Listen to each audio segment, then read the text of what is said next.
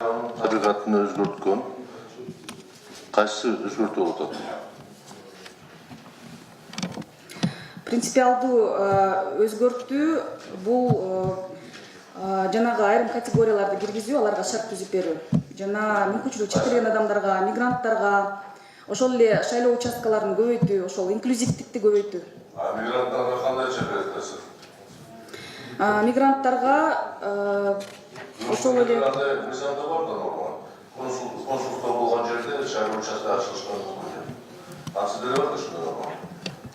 да кошумча ардактуу консул деген дагы түшүнүк кирип атат. Ардактуу консулдун территориясында ал жерде мындай маселе жаралды. Ал биздин жаран болуп калышы мүмкүн, же биздин жаран эмес болсо ал кантип шайлоону уюштурат деген. Биз азыр тактап атабыз. Ушул жерде тышкы иштер министрлиги отурса дагы канча ардактуу консулубуз бар, алардын канчасы биздин жаран деп тактайбыз.